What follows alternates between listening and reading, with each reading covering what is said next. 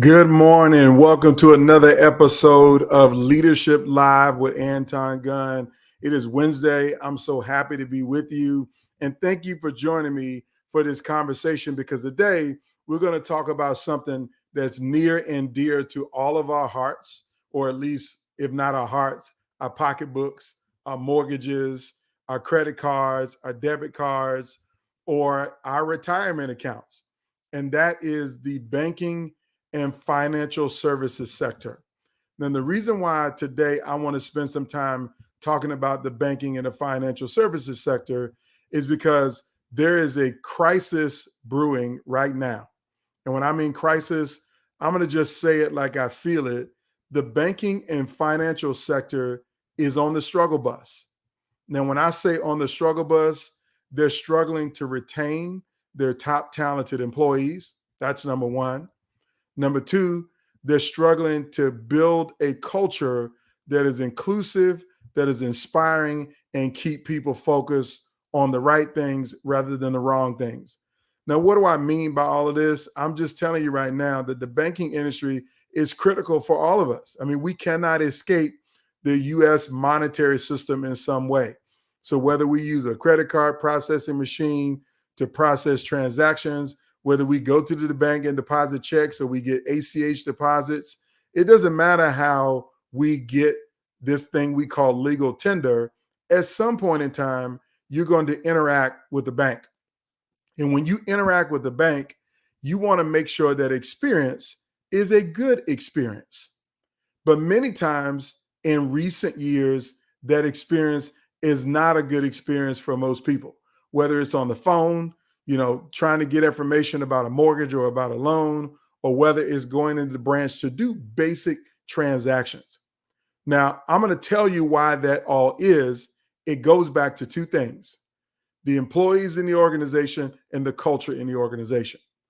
But I want to give you a couple of examples of what I'm referring to when I talk about the challenges or the struggle, if you will, in the banking and financial services sector.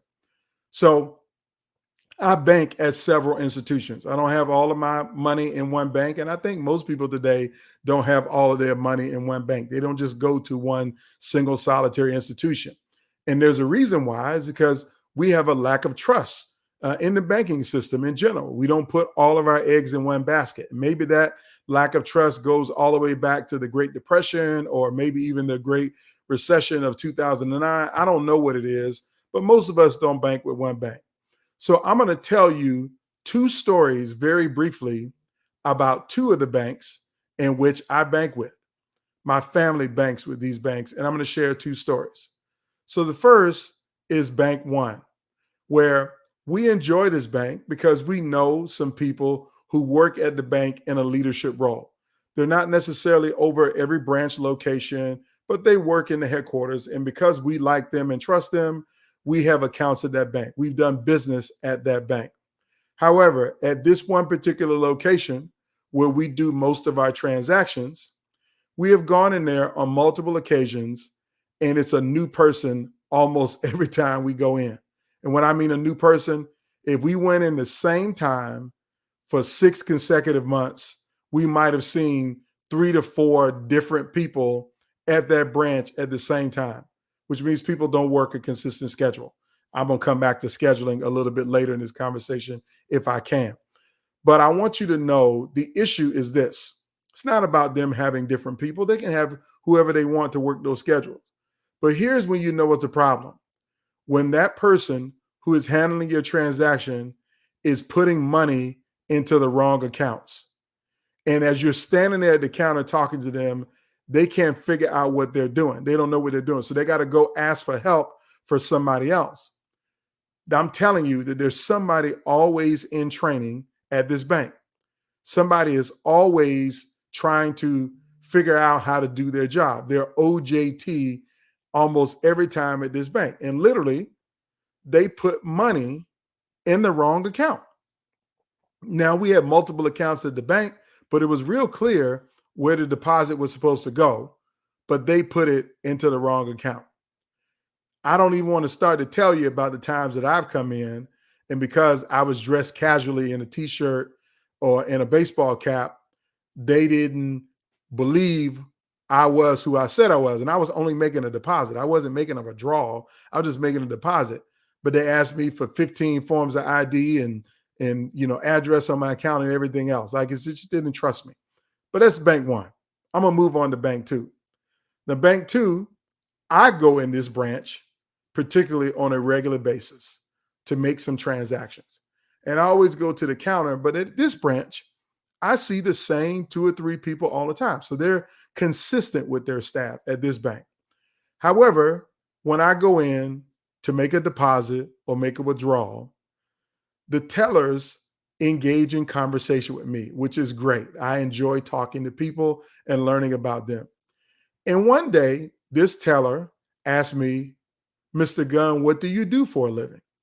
And I told her, "I'm a leadership development consultant. I speak at conferences and organizations on a regular basis, helping the leaders build diverse, high-performing teams and a world-class culture where nobody wants to quit, because the leaders are people that everybody admires and the employees feel valued, respected, and included."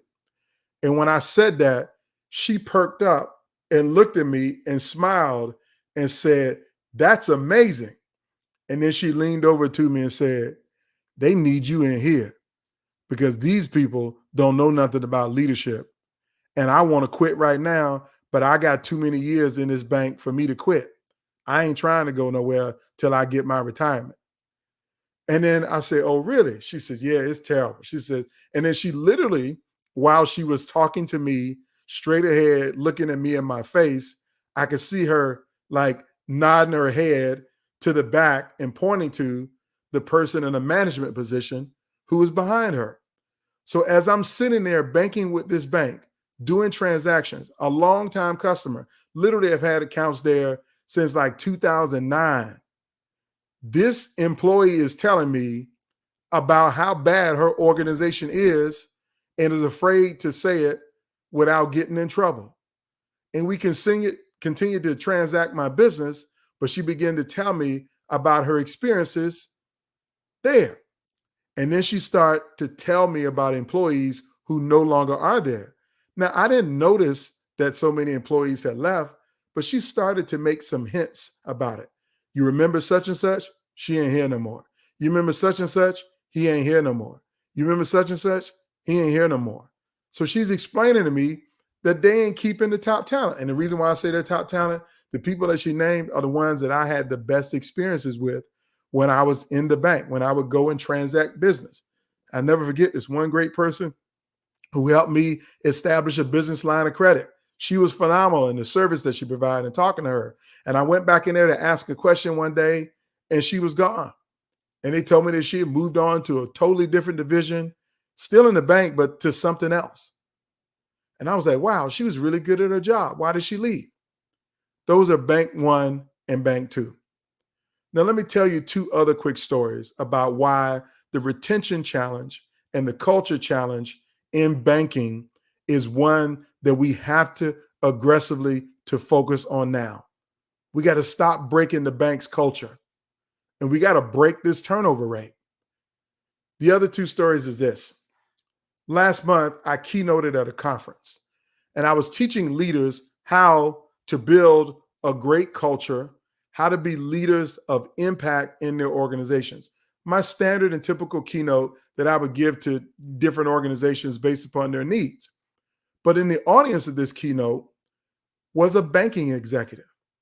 And when I came off of stage, this banking executive walked up to me and began to tell me about the challenges that his institution is having with their culture, how he keeps losing his best people to other banks and some totally out the industry.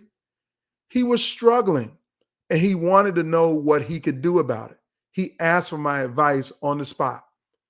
Now, I'm telling you, that's 3 different banking institutions: bank one, bank two, and the banking executive that came off stage.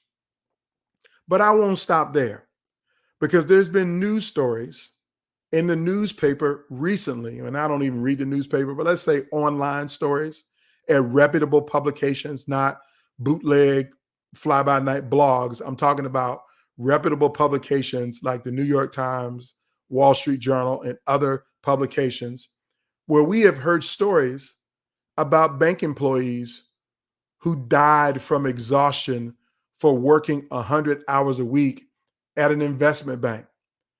That there's another employee who had a death and they believe it was related to how many hours they were working. I heard a story or read an article in Bloomberg a couple years ago about how Wall Street is struggling to attract college graduates because of the hours that they're offering salaries of $150,000 a year out of college to come work and do grunt work on Wall Street. And they cannot get and keep people because of how bad the environment is. And yes, I'm pretty sure most of you saw the story in the last couple of weeks about an employee who went to work in her cubicle and died in the cubicle, and nobody noticed that she was gone or missing for 4 days, that she was at work in the cubicle, deceased. And colleagues may have been walking by, seeing that she isn't responding to emails, seeing that she's not showing up to meetings, that she's not involved, and they just kept going. Died at work. This is all in the banking and the finance sector. The banking and finance sector are losing lots of great people. I know some very close to me who are trying to get out right now, asking me, do I know contacts in other places? Can I help them to get out of this space because they want to go somewhere else? Some of them just biding their time till they get the retirement. They don't feel good about it. And this is not one institution. I'm not putting the blame on one institution only, but this is an industry challenge. An industry challenge to retain talent and build a culture where people feel valued, respected, included, visible, and want to stay committed to the work.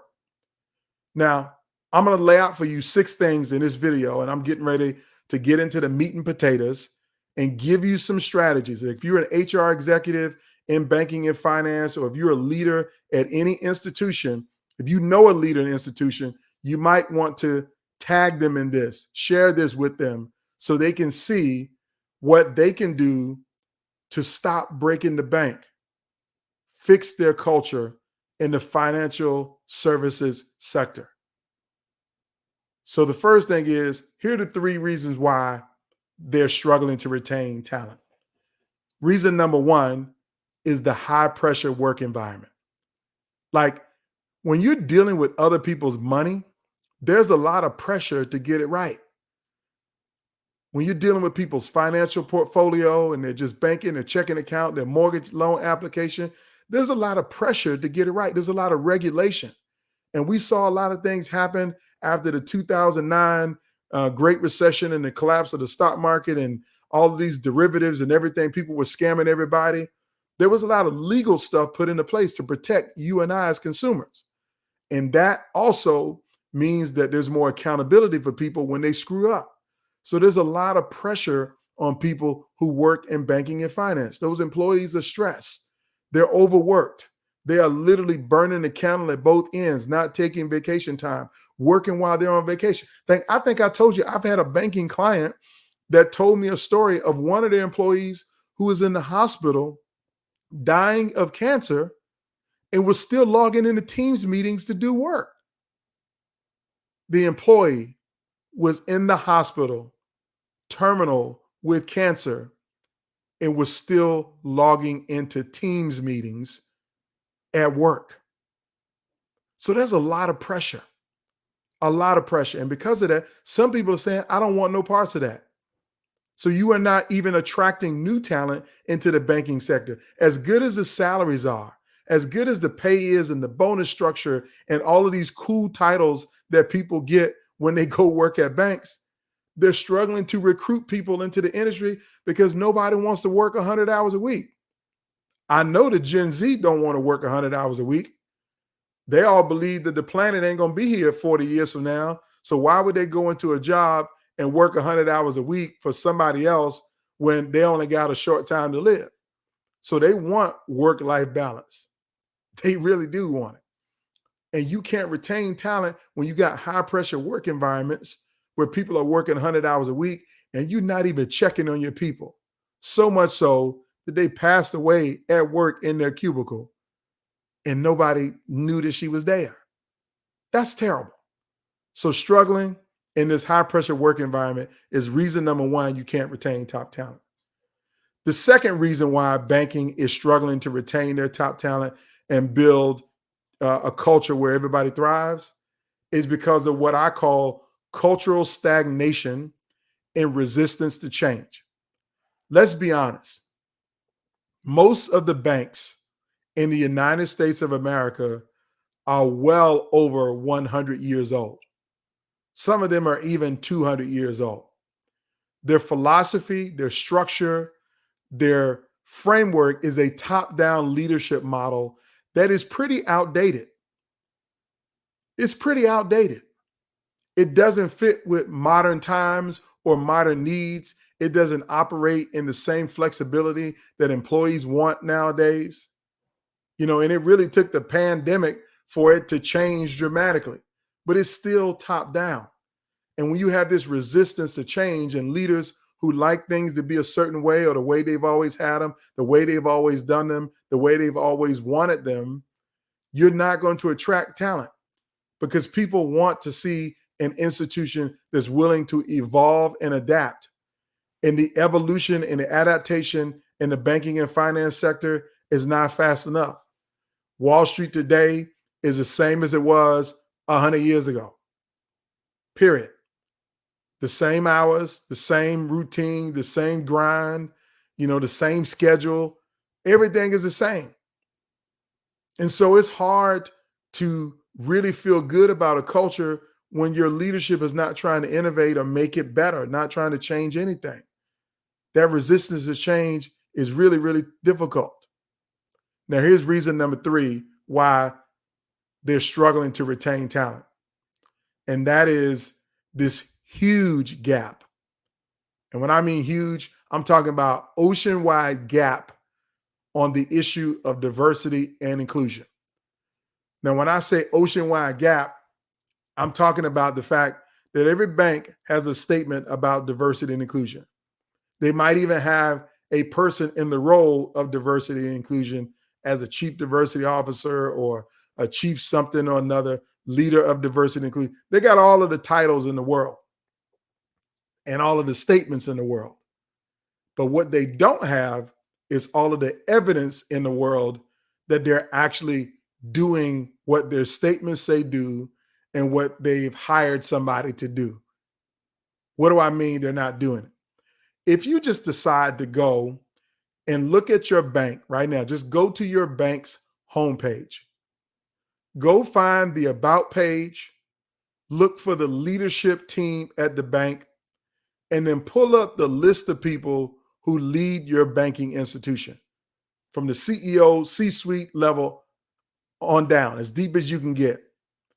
And I'm confident you will struggle to see any level of gender diversity. You'll see any level of racial diversity. You probably won't even see much age diversity. It'll be stale, male, and pale, and probably even frail. I mean, just pick a bank, the one you bank at, the one that you open your first account, if it still exists, because there's been a lot of consolidation in the industry. But I'm telling you right now, they talk a good game on diversity and inclusion, but rarely do you see that in a senior leadership role. Some banks are doing better than others, but across the board, if you think about the number of people who have the title senior vice president or president, the amount of racial, gender, ethnic diversity is limited. So they talk good about diversity and inclusion, but they don't do good on diversity and inclusion. It's a big gap. And people who are diverse, who are skilled and want to work in the banking sector aren't going to stay around long in an organization where they never see anybody that looks like them, that thinks like them, that comes from their same background, in a leadership position. They're not going to stick around long. That is what's leading to the high turnover rate in the fractured culture inside the banking and financial services. So now I want to give you the three things that you can do and what you can do right now to actually address those three challenges of high pressure work environments, of resistance to change and cultural stagnation, and the gap around diversity and inclusion. Here's what you can do. The first thing you can do is establish some metrics around employee well-being. And what do I mean, metrics around employee well-being? I would encourage you to implement an employee well-being scorecard. Here's what an employee well-being scorecard could include. Track how many of your employees are actually taking the full amount of vacation time that you provide. So if you give people 10 vacation days in a calendar year, run some metrics to see of your entire workforce, what percentage of your employees is taking their full 10 vacation days a year, or how many people are carrying over vacation days year after year after year after year, which means they're working too much and not taking enough time off. A second metric is what percentage of your employees are out of work on family medical leave, what they refer to as FMLA. What percentage of your workforce every day or every week is out on FMLA? You might be surprised at the percentage. I remember working with an organization who literally every day they had 10% of their workforce out on family medical leave. And when I dug a little deeper, one of those employees wasn't even really sick. She was just sick of working with the people that she worked with. So she got a physician to give her a note to say that she was under stress and she needed to be out of work for 4 weeks. Literally out of work for 4 weeks because of stress. But she said it wasn't stress. She just was sick of being around people who were backstabbing and biting and undermining and conniving. And she wished she could get out there, but she couldn't find a job. We all probably know people who took sick leave, but they went on a job interview. They said that they were sick. I got COVID. I got the flu. I'm having a procedure, but they were on a job interview. That's real. So you have to get this scorecard together. So literally track vacation time, track, FMLA. You also want to track what percentage of your employees are participating in any of your wellness programs. If you got all of these benefits offering wellness programs, what's going on with them? If you have employee assistance programs where people need assistance around mental health and other things, track that data. Put a scorecard together to see how you're doing. And if you got employees who are not taking all of their vacation time, do what some good companies have done and saying, you know what? You're not eligible for your bonus this year if you don't take all of your vacation time. Like literally tell people that they won't get their bonus if they don't take their vacation time, that you want them to take time off. I know of a company who even said to their employees that if you take all of your vacation time, we will give you $7,500 to pay for the vacation.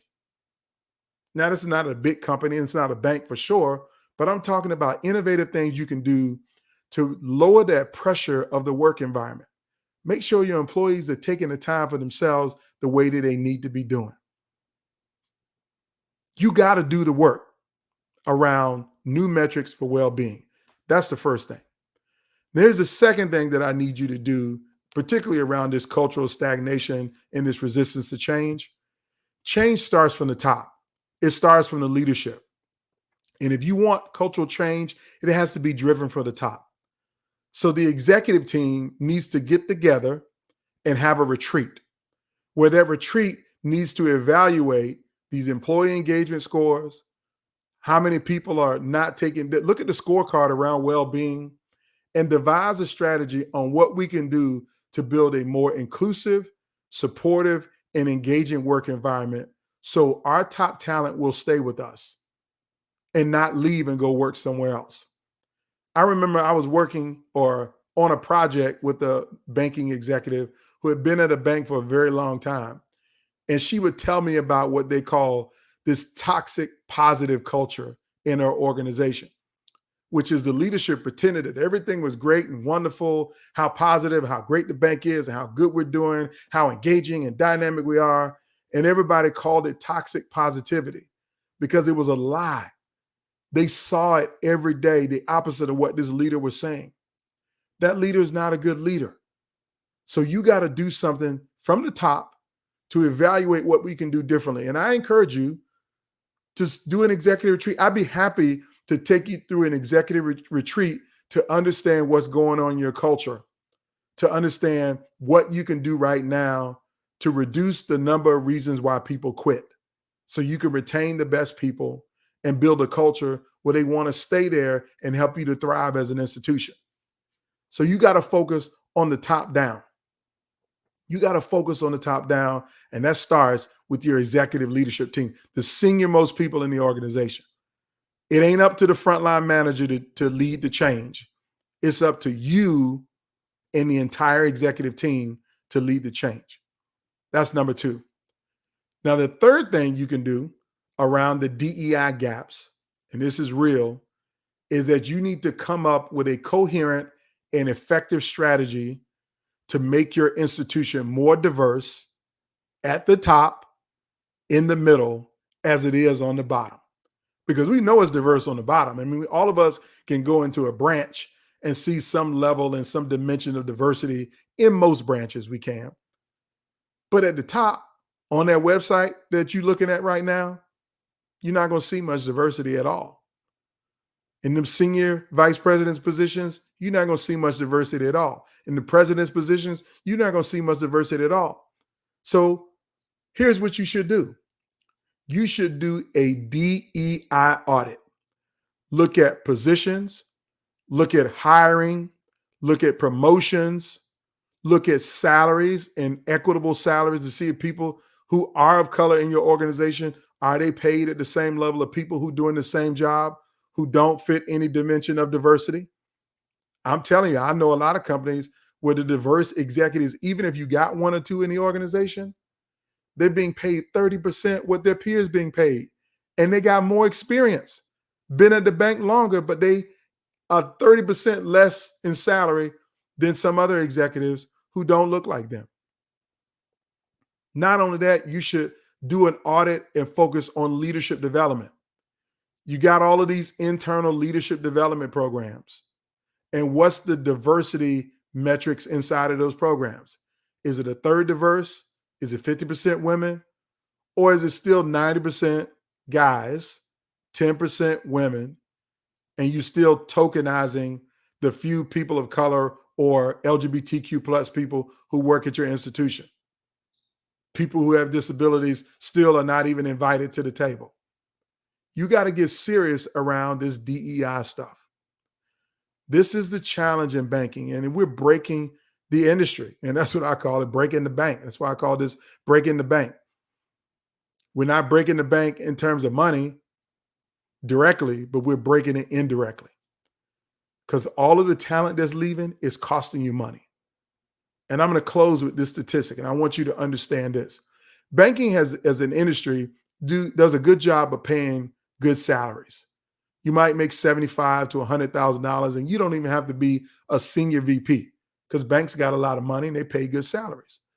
But here's what I want you to understand.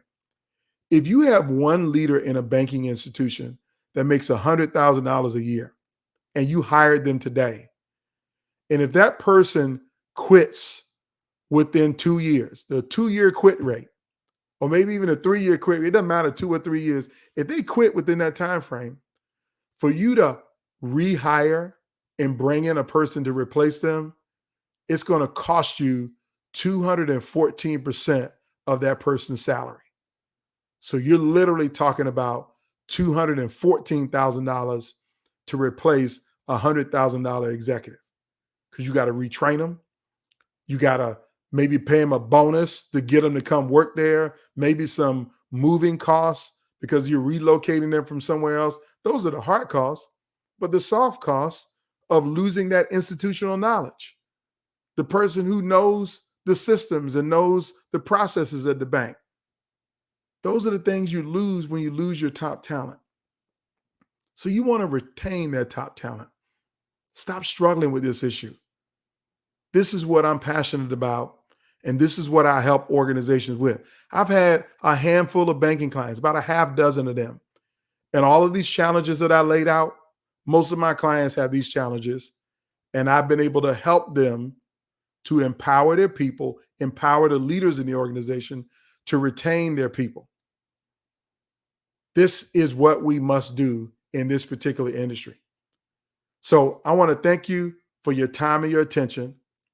I hope this has added value to you, helped you to understand that we got to fix what's broken in the banking and financial services system as it relates to retaining talent and culture. Come back next week as we will have another conversation about the challenges in another industry that's critically important to all of us. So I want to thank you for watching. Everybody have a fantastic day, and I'll see you next week for Leadership Live with Anton Gunn. Take care.